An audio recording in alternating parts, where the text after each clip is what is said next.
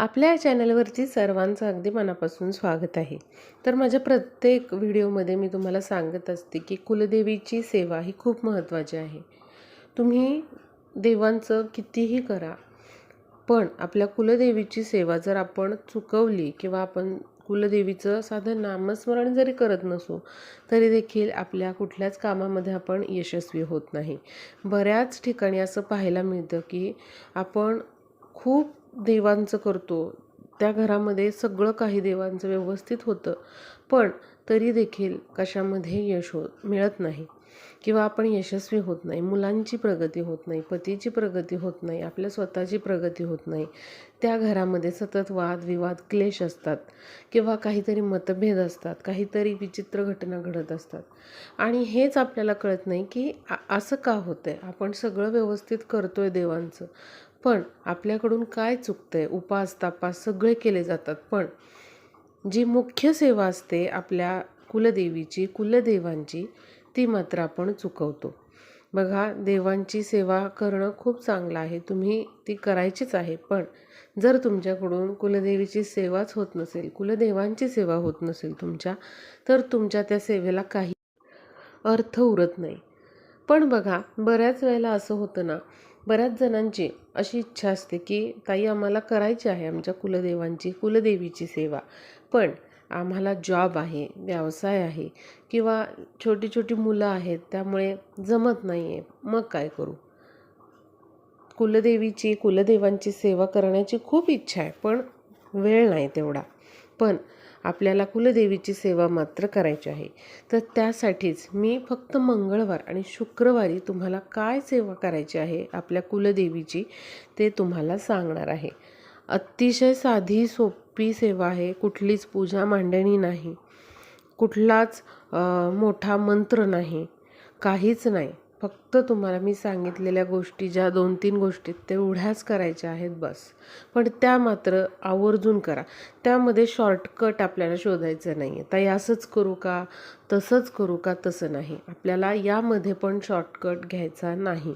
ज्या मी 2-3 सेवा सांगणार आहे त्या तुम्ही न विसरता करा. बघा, आपल्या आयुष्यामध्ये खूप चांगला बदल तुम्हाला झालेला जाणवेल. पूर्ण मनाने तुम्ही ही श्रद्धा करा. काहीतरी मिळवायचं आहे आपल्याला, काहीतरी पाहिजे आहे, या स्वार्थी हेतूने कधीच सेवा करायची नाही. तर ती आपली कुलदेवी आहे, कुलस्वामिनी आहे, ते कुलदेव आहेत आपले. याने तुम्ही शुद्ध मनाने त्यांची सेवा करा. तुम्ही काहीही मागू नका. त्यांना आपोआप कळेल की आपल्या या लेकराला काय पाहिजे, त्याला काय कमी आहे, कशाची कमतरता आहे, आणि तुमची कुलदेवी, तुमचे जे कुलस्वामी आहेत, कुलदेव आहेत, ते तुम्हाला काहीही न मागता तुमच्या सर्व इच्छा पूर्ण करतील. पण आपण त्यांचं एकदा तरी स्मरण करणं खूप महत्त्वाचं आहे. जर आपण आपल्या कुलदेवीला, कुलदेवांना त्यांचं स्मरणच केलं नाही तर लक्षात घ्या, ते तरी आपल्याला कसे लक्षात ठेवतील. या गोष्टी तुम्ही लक्षात ठेवा. आपल्या कुलदेवीची, कुलदेवांची सेवा करायला विसरू नका. आता मी तेच तुम्हाला सांगणार आहे की मंगळवारी आणि शुक्रवारी कुलदेवीची आपल्याला कुठली सेवा करायची आहे. आता बघा, सगळ्यात आधी तुमची कुलदेवी कुठली आहे हे तुम्ही जाणून घ्या. जे कोणी जुने लोक असतील त्यांना तुम्ही त्यांच्याशी थोडंसं बोला आणि त्यांना विचारा आपल्या कुळाविषयी, कुळाचाराविषयी हे तुम्ही स्वतः विचारा त्यांना. आणि तुमची कुलदेवी कुठली आहे हे तुम्ही समजून घ्या, माहीत करून घ्या. कुलदेव कुठले आहेत हे माहिती करून घ्या. काय काय कुळाचार आहे हे समजून घ्या. आता बऱ्याच जणांना काय होतं की माहीत नसते आपली कुलदेवी कुठली आहे. तर बघा, काय करायचं, मंगळवारी आणि शुक्रवारी तुम्हाला कुलदेवी माहीत असू द्यात किंवा नसू द्यात, तुम्ही ही सेवा करू शकता. आणि जरी कुलदेवी माहीत नाही आहे तुम्हाला, आणि जरी तुम्ही ही सेवा केली ना, मी सांगणार आहे ती, तरी देखील ती तुमच्या कुलदेवीपर्यंत पोचणारच आहे. त्यामुळे तुम्ही याचं अजिबात टेन्शन घेऊ नका की मला कुलदेवी माझी कुठली आहे हे माहीत नाही, कुलदेव कुठले आहेत माहीत नाही, आता मी ही सेवा कशी करू. तुमची कुठली जरी कुलदेवी असले तरी देखील न विसरता फक्त मंगळवारी आणि शुक्रवारी तुम्हाला काय करायचे आहेत, मी ज्या सेवा सांगणार आहे 2-3 त्या करायच्या आहेत. तुमची कुठलीही कुलदेवी असली तरी देखील, आत्ता मी तुम्हाला सांगितलं तरी देखील ही सेवा तिच्यापर्यंत पोचणार म्हणजे पोचणार. बघा, तर आपल्याला काय करायचं आहे, मंगळवारी आणि शुक्रवारी सकाळी किंवा संध्याकाळी आपली जी कुलदेवीची मूर्ती आहे ती घ्यायची आहे. मग ती मूर्ती पितळेची असेल, कुलदेवीचा टाक असेल किंवा फोटो असेल तर ती घ्यायची आहे. पाण्याने स्वच्छ करून घ्यायची आहे. फोटो असेल तर पाण्याने स्वच्छ करून घ्या. मूर्ती असेल तर मंगळवारी आणि शुक्रवारी फक्त दुधाने आणि पाण्याने फक्त अभिषेक करा. दुधाने नाही जमत अभिषेक करायला, पाण्याने तरी अभिषेक करा मूर्तीला. आणि आपली जी कुलदेवीची मूर्ती आहे तिला हळद कुंकू व्हायचं आहे.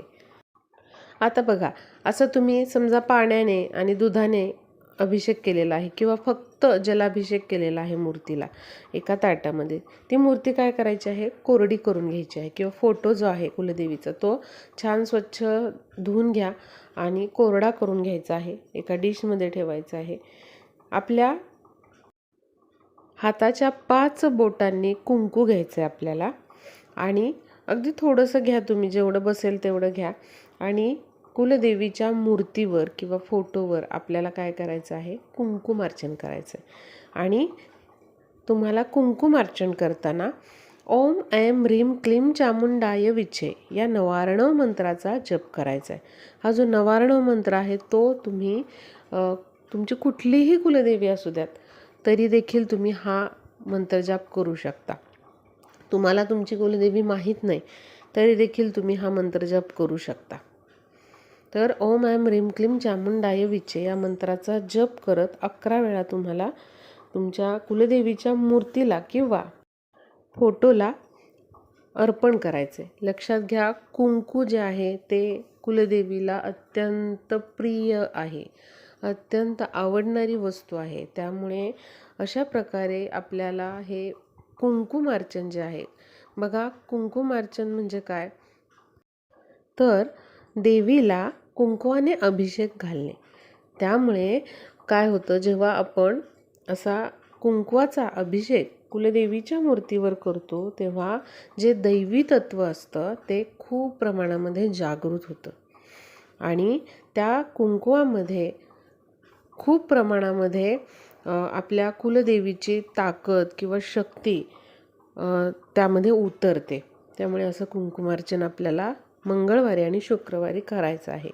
आणि हे जे कुंकू आहे तर तुम्ही पूर्ण मंगळवारचा दिवस, शुक्रवारचा दिवस तिथेच ठेवू शकता किंवा अगदी 10 मिनटं, अर्धा तास, 1 तास तुम्हाला ठेवायचे ठेवा. आणि नंतर काय करा, थोड्या वेळानंतर ते जे कुंकू आहे एका डबीमध्ये तुम्ही ठेवा आणि ते तुम्ही स्वतः लावा. घरातील सदस्यांनी लावलं तरी चालेल. फक्त बाहेर तुम्हाला कोणत्या सवाष्णींना द्यायचं असेल तेव्हा मात्र ते कुंकू देऊ नका. ते फक्त तुमचं तुम्ही वापरायचं आहे. ऑफिसला जाताना, कुठं महत्त्वाच्या कामाला जाताना तुम्ही ते वापरू शकता, घरामध्ये वापरू शकता, पण ते तुमचं तुम्ही वापरा. तर असं कुंकुमार्चन आपल्याला मंगळवारी आणि शुक्रवारी करायचं आहे. काहीही अवघड नाही आहे. फक्त तुम्हाला 5 बोटांमध्ये कुंकू घ्यायचे आणि 11 वेळा फक्त नवारणव मंत्र म्हणत ओम ऐं ह्रीं क्लीं चामुंडाय विचे असं म्हणत कुलदेवीच्या चरणापाशी अर्पण करायचे. आता असं कुंकुमार्चन कोणत्या वेळेत करावं, तुम्ही सकाळी करा किंवा मग संध्याकाळी करा, चालेल. अगदीच वेळ नाही आहे तुम्हाला तर तुम्ही रात्री जरी केलं तरीही चालेल, काहीही हरकत नाही. फक्त तुम्ही पूर्ण श्रद्धेने करताय हे खूप महत्त्वाचं आहे. सेवा करत असताना देवघरासमोर दिवा अवश्य लावा. मंगळवारी, शुक्रवारी देवघरासमोर दिवा लावत चला. जरी तुम्हाला रोज देवपूजा करणं शक्य नसेल तरी देखील दिवा मात्र तुम्ही लावत चला. मंगळवारी, शुक्रवारी तर अजिबात विसरायचं नाही आहे आपल्याला. धूप किंवा अगरबत्ती तुम्ही लावायची आहे कुठलीही सेवा करताना.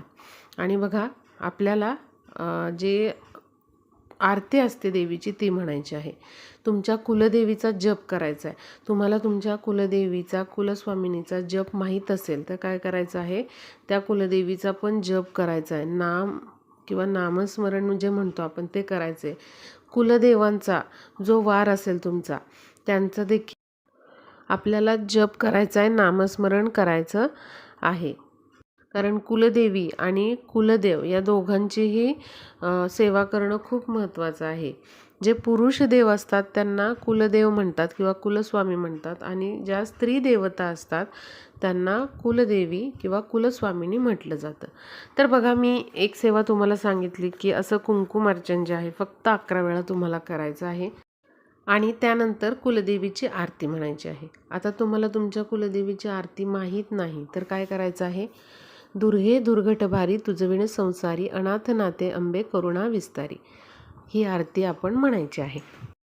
आधी आपल्याला गणपती बाप्पांची आरती म्हणायची आहे आणि नंतर अशी देवीची आरती म्हणायची आहे. तुमची कुठलीही कुलदेवी असेल तरी देखील तुम्ही ही आरती जी आहे ती म्हणू शकता आणि ही आपल्याला आरती म्हणायची आहे. आरती करत असताना कापूर जाळायला विसरू नका. एक ताट घ्या, त्यामध्ये कापूर ठेवा आणि 2 लवंगा आठवणीने त्यामध्ये टाका. त्यामुळे बघा, आपल्या घरामध्ये सकारात्मक ऊर्जा जी असते ती प्रवाहित होते आणि जी कापूर आरती असते ती करणं खूप महत्त्वाचं आहे. देवीला किंवा देवीची अशी आरती करत असताना कापूर हा जाळायचा असतो. अशा या कापूर आरतीमुळे आपल्या घरामध्ये जे दैवी तत्व असतं ते जागृत होतं. त्यामुळे बघा, कापूर आपल्याला जाळायचं आहे आणि त्यामध्ये 2 लवंग अवश्य तुम्ही जाळा. ही आरती तुम्ही मंगळवारी, शुक्रवारी सकाळ संध्याकाळ करू शकता. सकाळी समजा तुम्हाला जमलं नाही तर तुम्ही संध्याकाळी करू शकता. आणि मी आधी सांगितलं की जो नवार्णव मंत्र आहे तो आपल्याला त्याचा जप करायचा आहे. नवार्णव मंत्र असा आहे, ओम ऐं ह्रीं क्लीं चामुंडाय विचे. हा नवार्णव मंत्र आहे. तुमची कुठलीही कुलदेवी असू द्यात, त्याचा जप तुम्ही करू शकता. तुमच्या कुलदेवीचं नामस्मरण तुम्हाला माहीत असेल, जप माहीत असेल तर तो पण तुम्ही करा आणि नवार्णव मंत्राचा पण जप करायला विसरू नका. फक्त 11 वेळा आपल्याला असा हा जप करायचा आहे. तुमच्याकडे जर वेळ असेल तर तुम्ही 108 वेळा करू शकता. पण वेळ अगदीच नाही आहे तुमच्याकडं तर तुम्ही फक्त 11 वेळा मात्र हा जप जो आहे तो करायचा आहे. जे कोणते तुमचे कुलदेव आहेत त्यांचं नामस्मरण तुम्ही करायचं आहे. आणि शेवटची जी सेवा आहे ती म्हणजे आपल्याला मंगळवारी आणि शुक्रवारी खिरीचा नैवेद्य आपल्या कुलदेवीला दाखवायचा आहे. खीर जी आहे ती देवीला अत्यंत प्रिय आहे. त्यामुळे तुम्ही असा हा खिरीचा नैवेद्य दाखवायला विसरू नका. मंगळवारी, शुक्रवारी किंवा तुम्हाला समजा मंगळवारी एखाद्या जमलं नाही तर तुम्ही शुक्रवारी करा. शुक्रवारी नाही जमलं, मंगळवारी करा. दोन्ही दिवस तुम्हाला जमत असेल तर दोन्ही दिवस करा. बघा, एखाद दिवशी जर तुमच्याकडून राहिली सेवा काहीही हरकत नाही. ज्या मंगळवारी, ज्या शुक्रवारी तुम्हाला वेळ असेल त्या दिवशी तुम्ही या सेवा करू शकता. पण बघा, अवश्य तुम्ही असा हा खिरीचा नैवेद्य जो आहे तो तुमच्या कुलदेवीसमोर ठेवत चला. एका छोट्याशा वाटीमध्ये ठेवायचा आहे आणि थोड्या वेळाने घरातील सर्वांना प्रसाद म्हणून ती खीर द्यायची आहे. तुम्ही तांदळाची खीर करा, रव्याची करा किंवा शेवयाची करा, कुठलीही करू शकता, पण खीर अवश्य तुम्ही करा. मंगळवारी, शुक्रवारी या सेवा अवश्य करायच्यात. मी पुन्हा एकदा सांगते, तुम्हाला काय करायचे आहे, आरती म्हणायची आहे दुर्गे दुर्घट भारी. त्याचबरोबर आरती करत असताना कापूर आणि लवंग पेटवायचं आहे. हे खूप महत्त्वाचे आहेत कुलदेवीची सेवा करण्यासाठी. मंगळवारी, शुक्रवारी हे करायचं आहे. त्याचबरोबर खीर आपल्याला दिवसभरात कधीही दाखवली तरी चालेल देवीला. आणि मी सुरुवातीला सांगितलं ते म्हणजे फक्त 11 वेळा आपल्याला कुंकुमार्चन करायचे. आणि हे लक्षात घ्या, एकाच बैठकीमध्ये सगळ्या सेवा करायच्या असं काही नाही.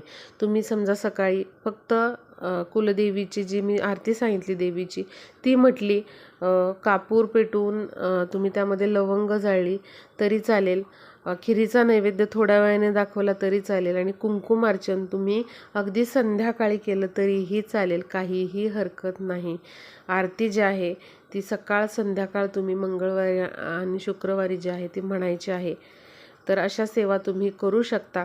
काहींना असा प्रश्न पडेल की समजा आम्हाला कुंकुमार्चन करायला वेळ मिळाला नाही तर काय करायचं? तर बघा, एखाद्या मंगळवारी, शुक्रवारी नाही तुम्हाला कुंकुमार्चन करणं शक्य झालं, काहीही हरकत नाही. फक्त तुम्ही कुलदेवीची आरती म्हणा, दुर्गे दुर्घट भारी तुझविण संसारी अनाथ नाथे अंबे करुणा विस्तारी. कापूर आणि लवंग जाळायला मात्र अजिबात विसरू नका. मंगळवारी आणि शुक्रवारी या 2 दिवशी तरी ही सेवा आवर्जून करा. खिरीचा नैवेद्य जो आहे तो करा. आणि तो कुलदेवीला दाखवा. बघा, अत्यंत साध्या सोप्या सेवा आहेत.